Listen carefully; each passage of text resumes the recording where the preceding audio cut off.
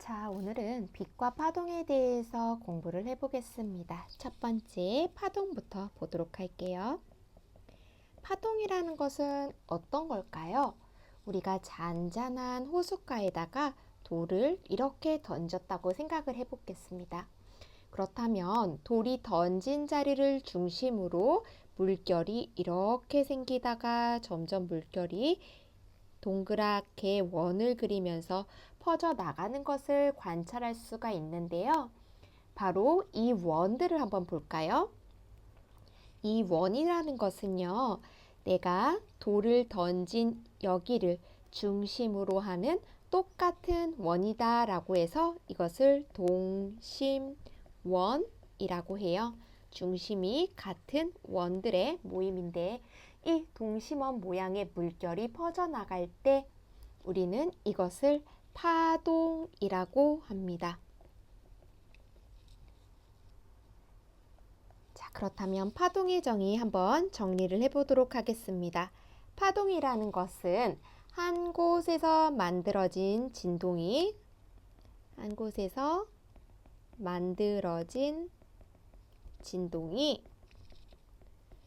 이렇게 동심원을 그려서 주위로 퍼져나가듯이 주위로 퍼져나가며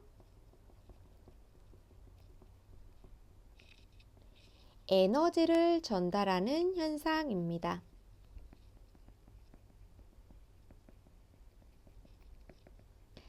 자, 그렇다면은 여기서 말하는 진동이란 무엇일까요? 이 진동이라는 것은요, 물체가 일정한 범위 내에서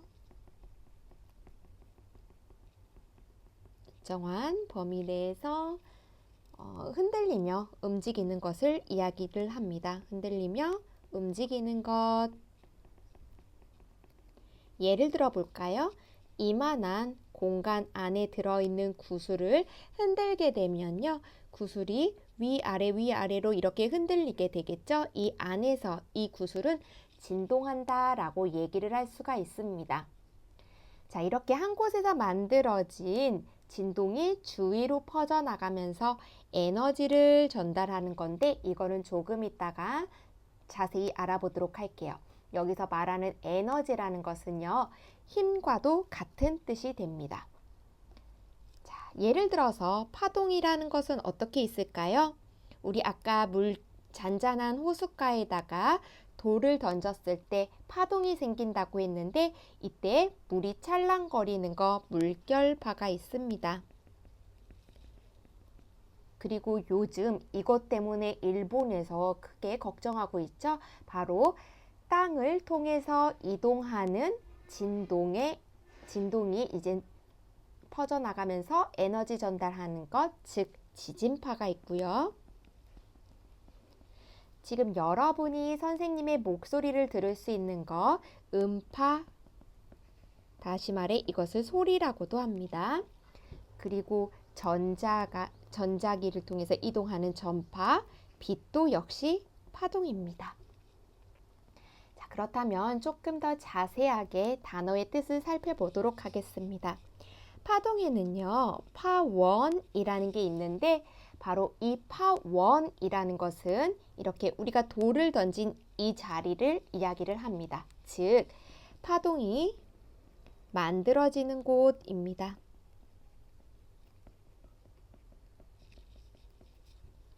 자, 두 번째로 매질이란 단어가 나오는데요. 이 매질이라는 것은요, 파동에 의해서 파원에서 생긴 진동이 파동으로 이렇게 퍼져나갈 때 이때 파동을 전달하는 물질을 이야기를 합니다. 파동을 전달하는 물질.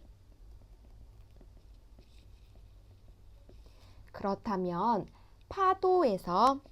파도는요, 매질이 이 파동은요, 바닷물에 의해서 파동이 전달되기 때문에 매질이 바닷물이 되겠죠? 지진파 볼까요? 지진파는요, 파동이 땅에 의해서 전달이 되기 때문에 매질은 땅이 되고요. 소리는요, 고체나 액체나 기체에서 모두 전달이 가능한데 이때 우리는 특히 기체를 통해서 소리를 전달할 수 있으니까 바로 공기가 소리의 매질이 되겠죠. 자, 그렇다면요. 파동은 어떻게 전파를 되는지 한번 살펴보도록 하겠습니다. 세 번째, 파동의 전파. 자, 첫 번째 특징으로요. 파동이 매질을 통해서 전달이 된다고 했을 때 매질은요.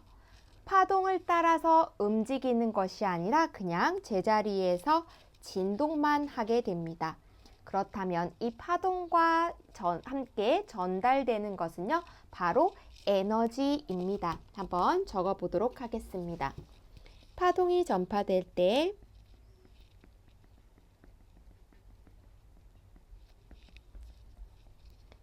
매질은 파동과 함께 전달되는 것이 아니라 제자리에서 진동만 하고요. 그리고 이동되는 것은 에너지만 이동이 됩니다. 즉, 파동에 따라서 이 매질은 이동되지가 않습니다. 그래서 에너지만 이동이 되기 때문에 예를 들어서 지진파를 보면요. 지진파에서 매질인 땅은 지진파를 따라 이동하지 않고 에너지만 이동이 되기 때문에요. 지진파의 파동 끝에는요. 물체를 흔들거나 부수기도 합니다. 자, 그렇다면요. 이러한 파동의 이동을 통해서요. 우리는 두 가지로 나눠볼 수가 있는데 하나는 탄성파라고 하는데 이 탄성파는 어떤 것이냐면 파동이 전파될 때 반드시 매질이 필요한 파동입니다. 파동이 전파될 때 매질이 필요한 파동.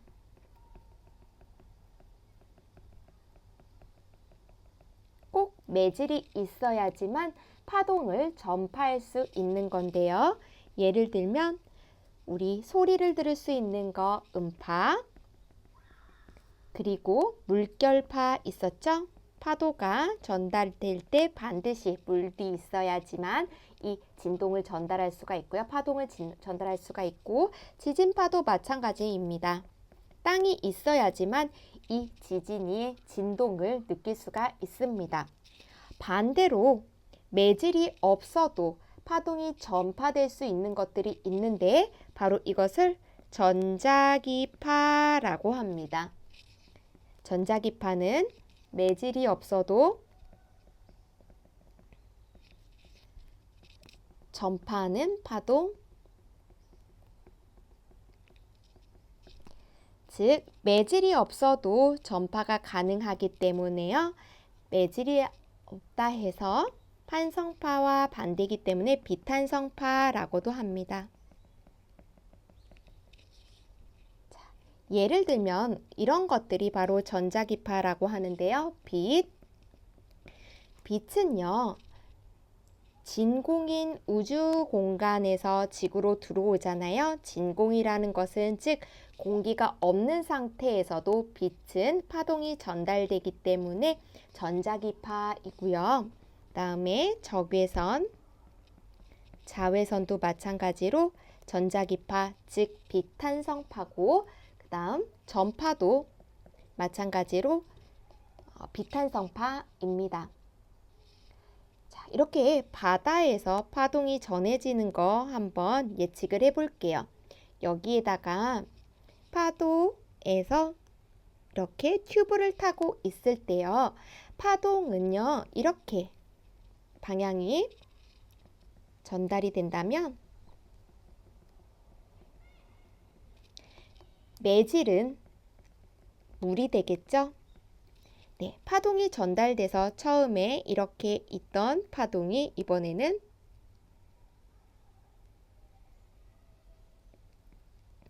이렇게 이동된다고 했을 때 매질은 파동과 함께 이동되는 것이 아니라 그 자리에서 진동만 하게 됩니다. 그래서 튜브는요. 파동의 방향에 따라 이동되는 게 아니라 매질인 물에 있어서 위아래 파동이 흔들리는 이 진동의 방향대로만 움직이게 됩니다. 마지막으로 이런 파동이 어떻게 되는지 한번 살펴볼게요. 파동의 이용. 첫 번째로 우리 전자레인지 거의 매일 쓰고 있죠. 전자레인지는요. 마이크로파를 이용하는 건데 이 마이크로파가 나오게 되면 음식물을 집어넣은 전자레인지에 잠시만요. 여기 전자레인지 안에 들어있는 음식물 안에 들어있는 이 물 분자들을요. 마이크로파가 진동을 시킵니다. 파동을 통해서 진동을 시키게 되면 물 분자가 진동을 하기 시작하면서 열을 내기 시작하고 이것으로 인해서 음식이 따뜻해집니다. 가끔 이 열을 내는 것뿐만이 아니라 이 열 때문에 수분이 증발되기도 되기 때문에 전자레인지를 이용해서 음식을 데울 때 약간 음식이 건조해지는 이유기도 합니다. 자, 그리고요, 우리 초음파 사진도 마찬가지로요. 초음파 사진을 통해서 우리 태아의 사진을 볼 수 있는 것도 바로 파동을 이용한 예라고 할 수가 있습니다. 자, 다음으로는 파동의 종류에 대해서 알아보도록 하겠습니다. 파동의 종류. 파동의 종류는요, 매질의 진동 방향과 파동의 진행 방향을 기준으로 나눠지게 됩니다. 매질의 진동 방향과 파동의 진행 방향에 따라 두 가지로 나눠질 수가 있는데요. 첫 번째는 바로 횡파입니다. 가로횡장을 쓰는데요. 이때 횡파라는 것은요. 매질의 진동 방향과 파동의 진행 방향이 수직입니다. 매질의 진동 방향과 파동의 진행 방향이 수직이다. 자, 그림을 한번 볼게요. 이렇게 여기서 이 부분이 바로 파동의 진행 방향. 파동은 왼쪽에서 오른쪽으로 흐르고 있을 때요. 매질은요. 위에서 아래 수직 방향으로 진동을 하는데 그래프로 그려본다면 이렇게 움직이고 있습니다. 즉, 한 점에서 매질의 움직임을 봤을 때 처음에는 위에였다가 전달이 되면서 점점 아래로 내려왔다 다시 위로 올라갔다 아래로 내려갔다 위로 올라갔다. 즉, 파동의 진행 방향과 수직인 방향이 되겠죠. 이게 바로 매질의 진동 방향. 이러한 파를 바로 횡파라고 합니다. 예를 들면 우리 알고 있는 물결파, 바로 이렇게 파동의 진행 방향과 매질의 진동 방향이 수직인데요. 파동의 진행 방향, 즉 파도가 이렇게 흐르게 된다면 여기에 있던 튜브가 위아래로만 움직인다고 했죠. 네, 물결파 바로 횡파였고요. 전자기 파도 마찬가지로 횡파입니다. 예를 들어서 전기나 빛, 그리고 지진파 중에서 S파, 즉 지진파 중에서 위아래로 흔들리는 지진파는요, 바로 이 횡파입니다. 이렇게 S자 모양으로 생겼다 해서 지진파의 S파라고도 합니다. 자, 이번에는요, 종파가 있는데 이 종파는요, 파동의 진행 방향과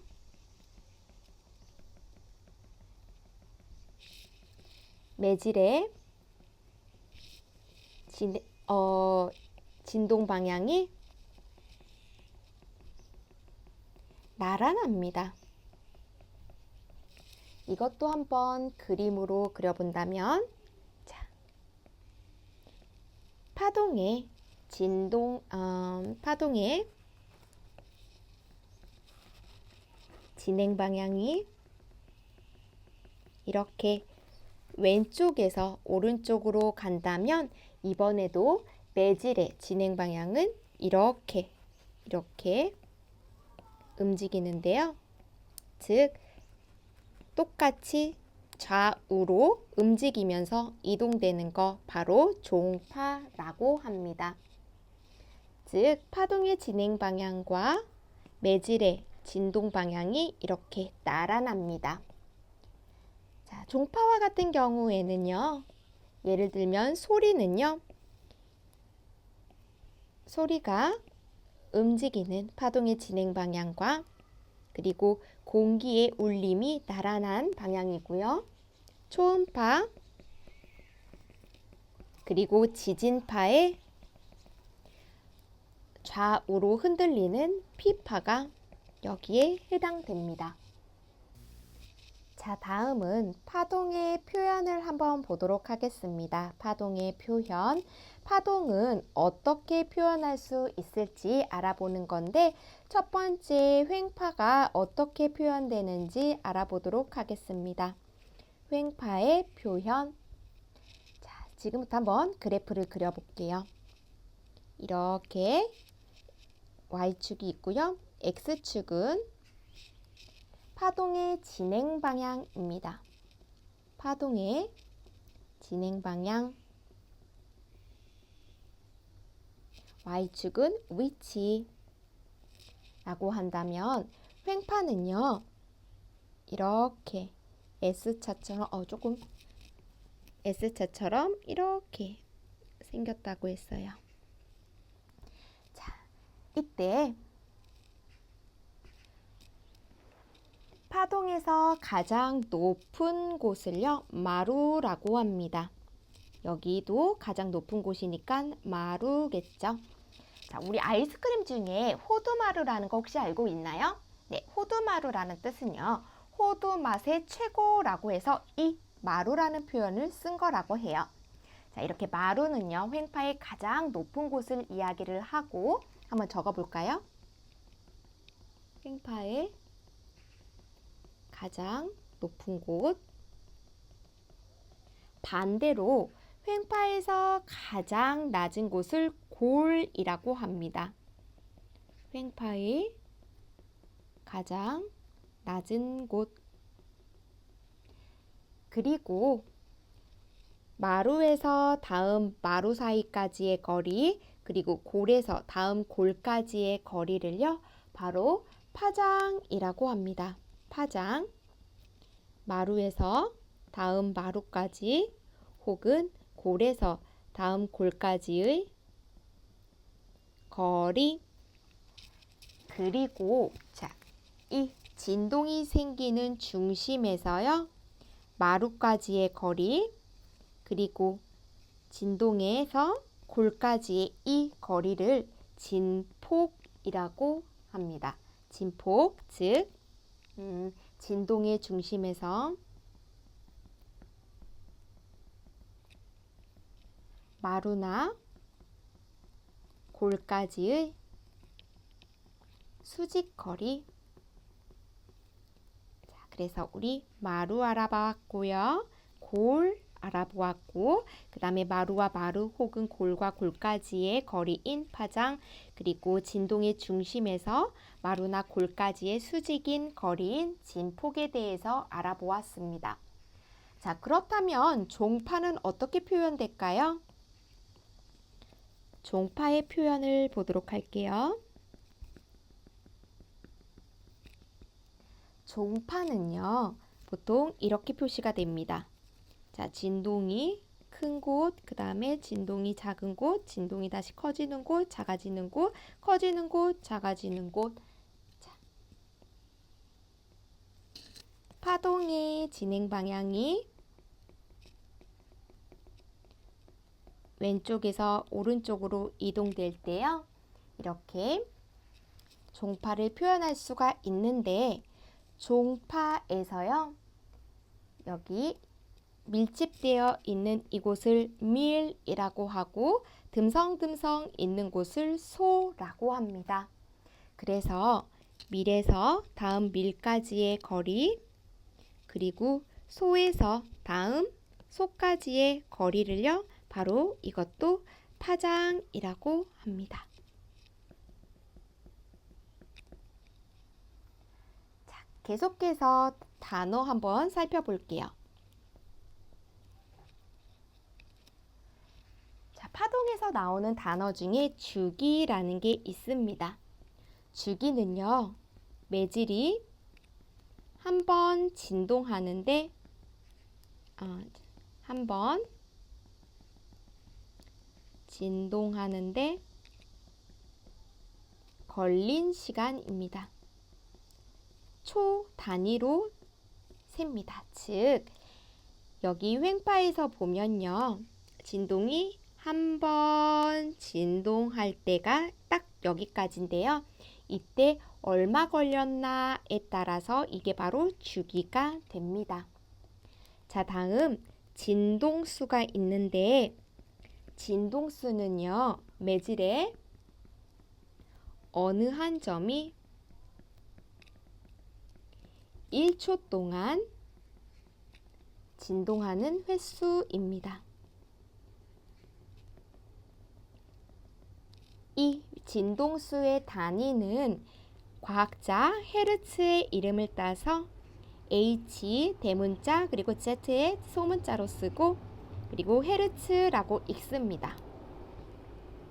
즉, 자, 횡파에서 예를 들어 이 점이 1초 동안 골까지 이동을 하겠죠. 이때 이 점이요.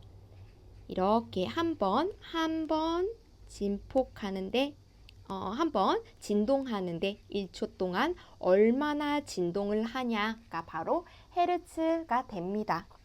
재밌는 것은요. 주기는 진동수의 역수이기 때문에 진동수분의 1이라고 해요. 마찬가지로 진동수도 주기분의 1이라는 서로 관계를 갖게 됩니다. 즉, 이 진동수와 주기는 서로 역수 관계입니다. 그러면 페이지 131페이지에 있는 탐구 더하기 한번 볼게요. 용수철로 만든 파동 이야기인데 자, 하나는 용수철을 위아래로 움직였을 때 하나는 이렇게 움직였을 때 보고 있는데요. 파동의 방향은 둘 다 이렇게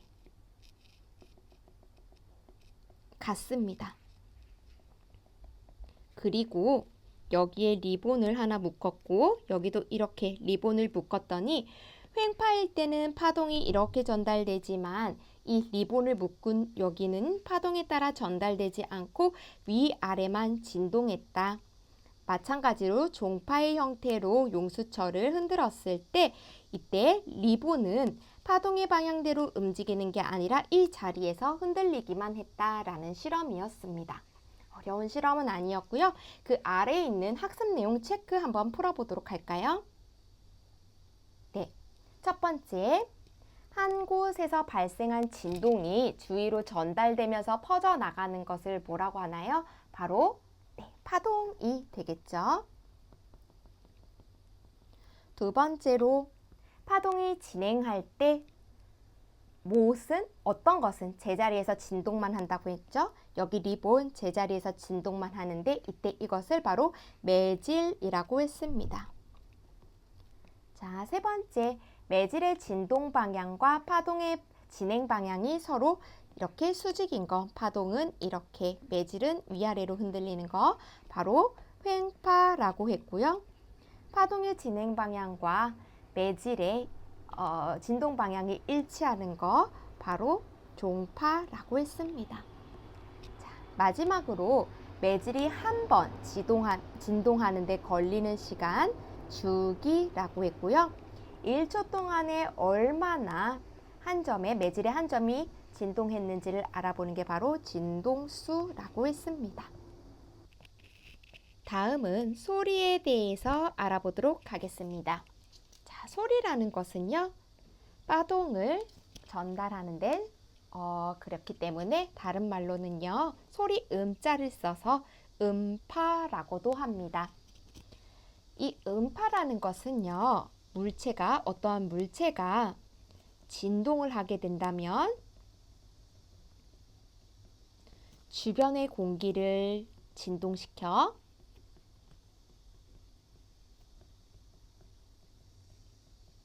퍼져나가게 됩니다. 자, 주변의 공기를 진동시킨다. 즉, 주변의 공기가 바로 매질이 되겠죠. 자, 이렇게 한번 생각을 해볼게요. 우리의 목소리를 예를 들어서 녹음을 해서 들어봤을 때 여러분, 내가 듣는 내 목소리와 녹음기를 통해서 듣는 목소리가 조금 다르다는 거 느낀 적 있나요? 바로 이 이유가 뭐냐면, 자, 내가 듣는 내 목소리는 공기를 통해서도 듣지만 내 몸 안에서 전달되는 진동에 의해서, 즉 내 몸을 매질로 진동시켜서 파동에 의해서 듣기도 하기 때문에 우리가 듣는 목소리는 남이 그냥 공기만 매질로 삼아서 듣는 내 목소리와는 다르게 들립니다. 이러한 소리는요, 우리 아까도 얘기를 했지만 종파입니다. 종파는 다시 한번 복습을 해보면 파동의 진행 방향과 그리고 매질의 진동 방향이 나란하다라고 했습니다. 나란하다. 자, 그리고 또 하나 탄성파라고 했는데 이 탄성파 반드시 매질이 있어야지만 파동을 전달할 수 있는 거라고 했습니다. 그래서 소리는요, 반드시 매질이 필요합니다. 예를 들어 볼까요?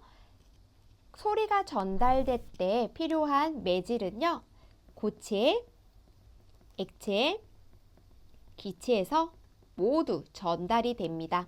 예를 들어 고체는요, 우리 이거 한번 종이컵에다가 이렇게 종이컵을 실에다가 엮어서 종이 전화기 만들어 본 적 있나요? 바로 이 실이라는 고체 매질을 통해서 우리의 소리를 전달할 수가 있고, 액체를 보면요, 올림픽 때 싱크로나이즈 팀 본 적이 있을까요? 여성 선수들이 나와서 음악에 맞춰서 물속에서 무용하는 건데, 만약에 물속에서 음악이 들리지 않는다면 함께 이 싱크로나이즈를 할 수가 없겠죠? 그래서 액체 상태에서도 소리는 전달이 됩니다. 마지막으로 기체, 즉 우리는 일반적으로 공기를 통해서 소리를 들을 수가 있겠죠? 네, 그래서 소리는요, 액체, 고체, 기체 모든 상태에서 전달이 됩니다.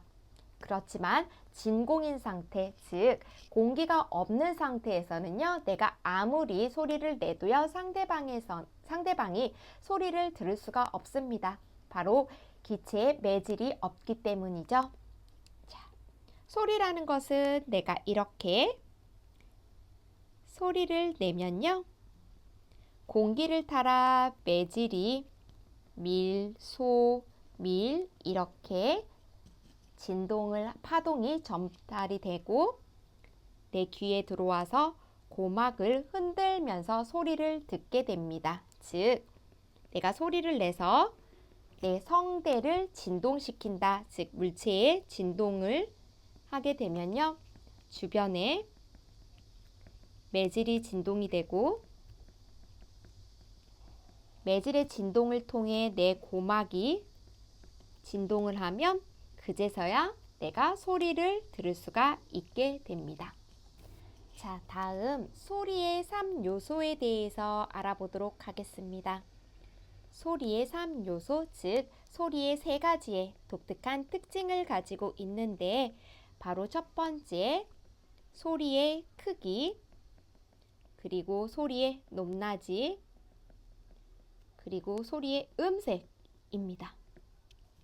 소리는요, 종파이지만 소리 분석 프로그램에서 종파로 보면은요, 보기가 힘들기 때문에 진폭과 주기를 정확히 알기 위해서 횡파로 지금부터 나타낼 것입니다. 즉, 지금부터 보는 그래프가 횡파 모양이라고 해서 소리가 횡파라고 생각하면 안 되고, 소리는 원래 종파이지만 우리가 진폭과 주기를 알기 위해 횡파로 변형했다라고 정도만 알아주시면 좋겠습니다. 자, 그렇다면 첫 번째 소리의 크기부터 보도록 할게요. 소리의 크기는 어떻게 정해질 수 있을까요? 바로 진폭입니다. 자, 한번 큰 소리와 작은 소리를 비교를 해보도록 할게요.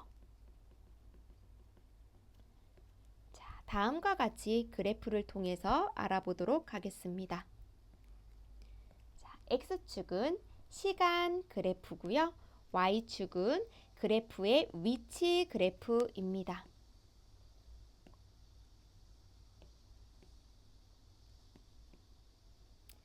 자, 다음과 같은 그래프가 있는데 똑같이 1인 곳에서요. 어떻게 소리의 크고 작은 것을 달라질 수 있냐면, 자, 한번 진동한다고 했어요. 한번 진동할 때 한번 진동했고, 여기도 똑같이 한번 진동합니다. 이때 진동의 중심에서 마루까지 혹은 골까지 수직인 거리를 바로 진폭이라고 했는데, 진폭이 크면은 큰 소리, 그리고 진폭이 작으면은 작은 소리가 납니다. 즉, 큰 소리는 진폭이 크고 작은 소리는 진폭이 작습니다. 예를 들어 볼까요? 우리 오디오의 볼륨은 줄이게 되면 진폭이 작아져서 작은 소리가 나고, 반대로 오디오의 볼륨을 크게 하면 진폭이 커서 큰 소리가 나게 되겠죠. 자, 다음은요, 소리의 높낮이입니다.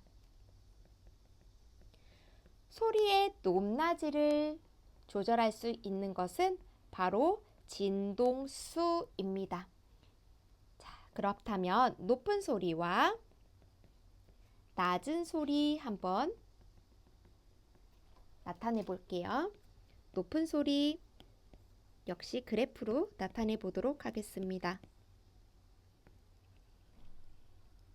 자, 똑같은 시간 1초라고 했을 때 높은 소리는요, 진동수에 의해서 결정이 되는데, 이 진동수 1초에 얼마나 진동하냐에 따라서 달라진다고 했죠? 자, 높은 소리는 이렇게 시간 동안 진동수가 조금 이쁘게 그려볼까요? 진동수가 많고요. 그 다음에 낮은 소리는 진동수가 작습니다. 즉, 서로의 진폭은 같아. 큰 소리, 작은 소리, 좀 예쁘게 안 그려졌네요. 진폭은 같기 때문에 소리의 크기는 같지만 1초 동안에 더 많이 진동한 쪽은 높은 소리가 나고, 더 적게 진동한 소리는 낮은 소리가 나겠죠. 그래서 높은 소리는요, 진동수가 많고, 낮은 소리는 진동수가 작다. 자, 예를 들어 볼까요? 악기의 예를 들어보면 관악기는요, 관으로 되어 있어서 입으로 불 수 있는 악기인데, 관의 길이에 따라서 소리가 달라진다고 합니다. 즉, 관이 작은 것은요, 공기의 진동이 더 많아지면서 높은 소리가 나는데 플룻 같은 경우는요. 관악기가 큰 클라리넷보다 더 높은 소리를 낼 수 있다고 합니다. 현악기도 마찬가지인데요. 현악기에서 가는 줄은 가늘고 긴 줄은요. 떨림이 한 번만 똑같은 힘으로 친다고 하더라도 더 빨리 떨리기 때문에 더 많이 떨리기 때문에 높은 음이 나고 그리고 두꺼운 기타 짧은 줄은요. 한번 똑같은 힘을 주더라도 진동수가 작기 때문에 낮은 음이 난다고 합니다. 자, 이번엔 타악기를 비교를 해볼까요? 타악기 실로폰을 보게 되면은 자, 실로폰 이렇게 생겼잖아요. 큰 실로폰은 낮은 음, 진동수가 적은 낮은 음, 그리고 작은 실로폰은 높은 음을 냅니다. 바로 이렇게 소리의 높낮이를 조절할 수가 있습니다. 자, 마지막으로 음색이 알아볼 건데요. 이 음색이라는 거 각각 우리 친구들마다 다른 목소리를 가지고 있는데 이러한 음의 색깔을 바로 음색이라고 하고요. 이 음색을 조절하는 것은 바로 파형입니다. 예를 들어서 우리가 같은 도라는 음을 낸다고 하더라도 우리 귀에는요. 각각의 목소리와 각각의 악기에 따라서 이 음이 다른 색깔로 들리게 되는 건데요. 이것도 한번 그래프로 알아볼까요? 파형이라는 것은 진동하는 이 파의 모양을 이야기를 하는 거예요.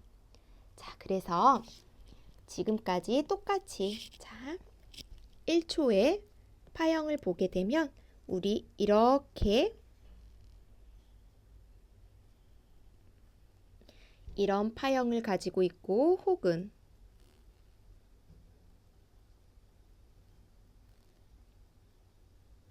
이런 파형이 있다고 생각을 해본다면 둘 다 진폭이 같아서 소리도 같고 그리고 주기도 같지만요.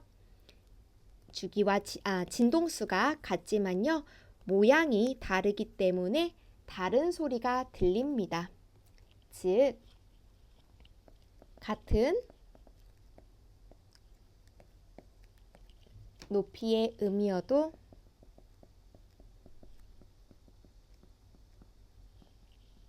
악기마다 혹은 사람의 목소리마다 소리의 파형이 다르기 때문에 다른 소리가 난다. 우리가 각각 모두가 다른 목소리를 가지고 있는 이유이기도 합니다. 자, 그렇다면요. 우리 책 페이지 133페이지에 있는 학습 내용 체크 문제 같이 풀어볼게요. 1번부터 봅시다. 물체의 떨림으로 발생한 진동이 주로 공기의 진동을 통해서 귀에 전달되는 파동, 우리가 들을 수 있는 거 바로 소리 혹은 음파라고 한다라고 했습니다. 자, 두 번째 볼게요. 공기 중의 소리는 매질인 공기의 진동 방향과 파동의 진행 방향이 서로 나란한 종파겠죠? 네. 반대로 수직일 경우에는 횡파라고 했습니다. 진폭이 크다. 진폭에 따라서 소리가 달라지는 거 바로 소리의 크기였죠. 그래서 진폭이 클수록 큰 소리가 나겠죠. 그리고 진폭이 작을수록 작은 소리가 나겠죠. 마지막 4번. 진동수가 클수록 1초에 많이 진동할수록 높은 소리가 나고 그리고 진동수가 작을수록 낮은 소리가 난다라고 했습니다. 자, 그러면 계속해서 페이지 135페이지에 있는 거 같이 한번 답을 맞춰보고 넘어갈게요. 지금부터 한번 풀어보도록 하겠습니다.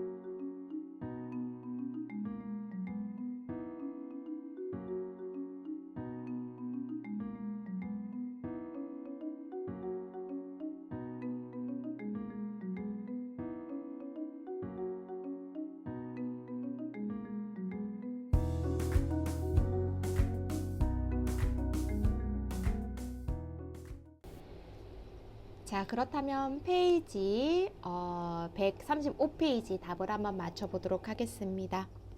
1번, 이 탐구에 대한 설명으로 옳은 것이래요. 자, 설명으로 옳은 것 한번 봅시다. 소리 곱슬을 세게 두드릴 때와 약하게 두드릴 때 소리의 크기가 다르다. 즉 세게 두드릴 때 진폭이 커지고 작게 두드릴 때는 진폭이 작아지기 때문에 네, 맞죠. 소리의 크기가 달라지겠죠? 2번 보겠습니다. 소리 곱슬의 길이가 짧으면 소리의 진동수가 작아져서 낮은 소리가 난다라고 했는데 짧으면은 진동수가 커지고 높은 소리가 나겠죠? 자, 그래서 2번은 틀렸습니다. 자, 3번 볼게요. 리코더와 실로폰으로 같은 솔 음을 연주를 할 때 이때는 소리의 파형이 달라서 음색이 다르다. 네, 음색이 다른 이유 파형이 다르기 때문이라고 했으니까 3번도 맞습니다.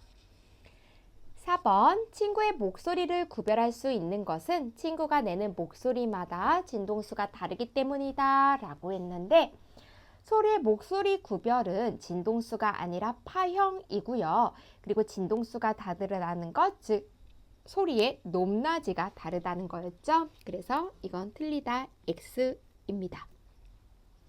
2번 한번 보도록 할게요. 오른쪽 그림과 같이 고무망치로 소리 곱슬을 점점 세게 두드렸대요. 똑같은 부분을 세게 두드렸을 때 진폭이 커지니까요. 큰 소리가 나겠죠. 그래서 정답은 1번입니다. 3번 보도록 할게요. 이 탐구로 알 수 있는 사실을 모두 고르래요. 기억, 소리의 높낮이는 진동수와 관계 있다. 네, 진동수가 크면 높은 소리, 진동수가 적으면 낮은 소리니까 기억은 맞습니다. 진폭이 클수록 높은 소리가 난다 라고 했는데 진폭은 소리의 또 크기와 관련이 있다고 했습니다. 그래서 진폭이 크면 큰 소리, 작으면 작은 소리가 난다고 했으니까 니은은 틀렸고요. 디귿, 악기마다 진폭이 달라서 음색이 다르다라고 했는데 진폭이 다른 게 아니라 파형이 달라서 음색이 다른 거였습니다. 그래서 디귿은 틀리기 때문에 1번만 맞은 기억. 1번이 맞겠죠? 자, 다음 4번 한번 보도록 하겠습니다. 4번 오보에로요. 다음과 같이 연주를 했을 때 이보다 낮은 음으로 연주했을 때 파형을 묻는 거였습니다. 똑같이 오보에로 연주를 했기 때문에 파형이 같은 5번과 같은 파형이겠고요.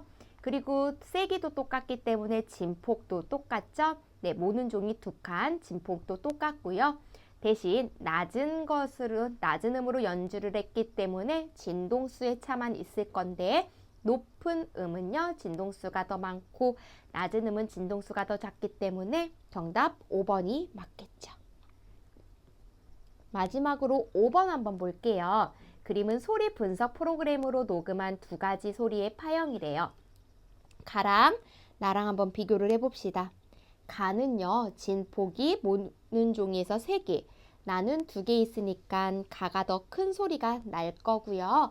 가보다 진동수는요, 나가 더 많기 때문에 나는 높은 소리가 나겠네요. 파형은 똑같으니까 똑같은 것으로 연주를 했을 것 같아요. 자, 1번 볼게요. 가와 나는 음색이 같다. 파형이 같기 때문에 음색이 같고요.